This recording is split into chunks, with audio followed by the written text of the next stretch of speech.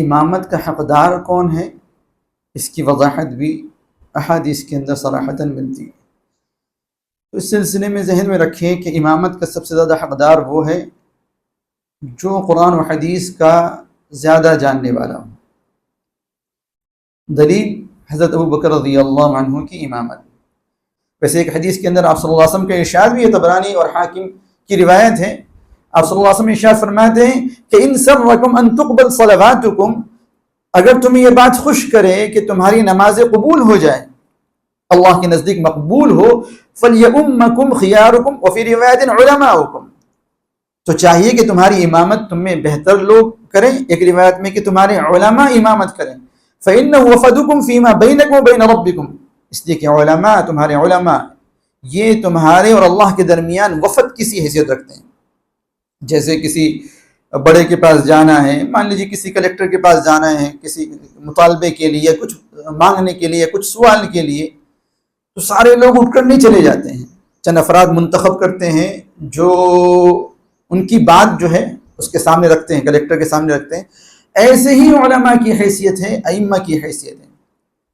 اور حدیث میں آپ صلی اللہ علیہ وسلم کے ارشاد ہے الامام ضامن، امام جو ہے وہ ضامن ہوتا ہے مقتدیوں کی نماز کو، یعنی امام کی نماز مقتدیوں کو نماز کو اپنے اندر لیے ہوئے ہوتی ہے۔ امام کی نماز، اسی وجہ سے امام کی نماز خراب ہوتی ہے تو سارے مقتدیوں کی نماز خراب ہو جاتی ہے، چاہے مقتدی کتنی ہی خشوع خضوع کے ساتھ نماز پڑھ رہے ہیں، تو امام کی نماز مقتدیوں کی نماز کو اپنے اندر لیے ہوئے ہوتی ہے۔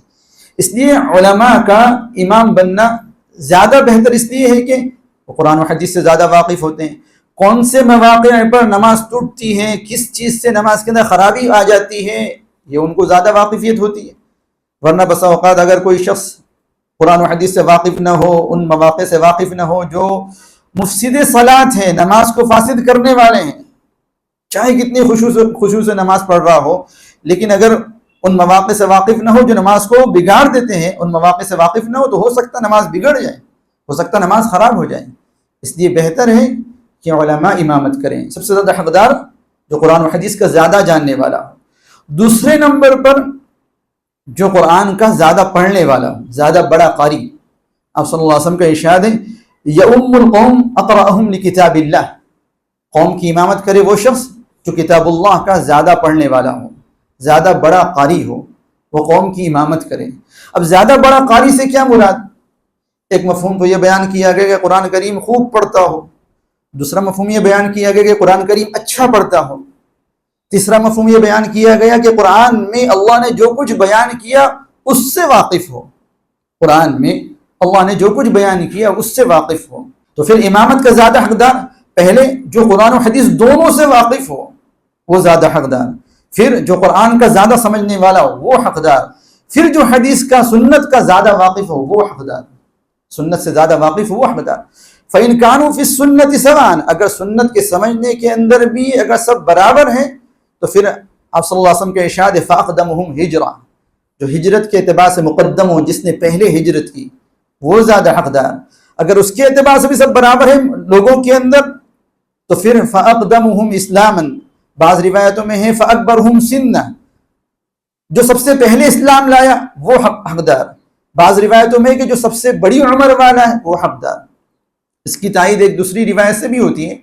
مالک ابن حویرث رضی اللہ عنہ آپ صلی اللہ علیہ وسلم کی خدمت میں حاضر ہوئے اخیر دور کے اندر، کسی دوسرے علاقے کے تھے، دین اسلام لائے، دین سیکھنے کے لیے مدینہ آئے، چند دن رسول کریم صلی اللہ علیہ وسلم کی خدمت میں رہے، واپس جانے لگے، وہ اور ان کے بھائی دونوں تھے۔ تو آپ صلی اللہ علیہ وسلم نے ارشاد فرمایا جب نماز کا وقت ہو جائے تو تم میں سے کوئی ایک اذان دے دے، وَلْيَؤُمَّكُمَا أَكْبَرُكُمَا، جو تم میں زیادہ بڑا ہو عمر کے اعتبار سے وہ امامت کرائیں۔ تو اصل ترتیب یہ ہے کہ پہلا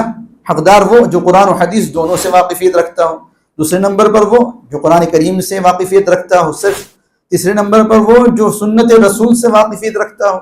چوتھے نمبر پر وہ جو ہجرت کے اعتبار سے مقدم ہو،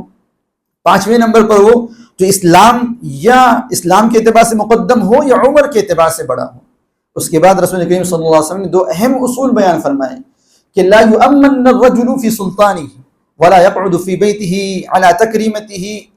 الا باذنه، کہ کسی انسان کی دبدبے کی جگہ یا کسی انسان کی ایسی جگہ جہاں اس کی بات چلتی ہو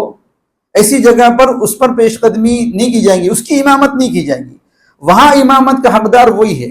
وہاں امامت کا حقدار وہی ہے۔ اسی سے علماء نے مسئلہ مستنبط کیا کہ کسی مسجد کا اگر امام مقرر ہو تو امامت کا حقدار وہ ہوتا ہے، پھر چاہے مقتدیوں میں چاہے بڑے بڑے لوگ ہوں، علماء ہوں، اس سے فرق نہیں پڑتا۔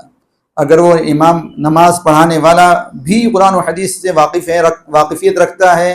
اور مسائل سے واقفیت رکھتا ہے، خصوصاً ان مسائل سے جو نماز کو بگاڑ دیتے ہیں، واقفیت رکھتا ہے، تو نماز پڑھانے کا حقدار وہ ہے۔ اور چاہے مقتدیوں کے اندر اس سے بڑے بڑے علم والے موجود ہوں، پھر امامت کا حقدار وہی ہوگا جو اس جگہ امام ہے۔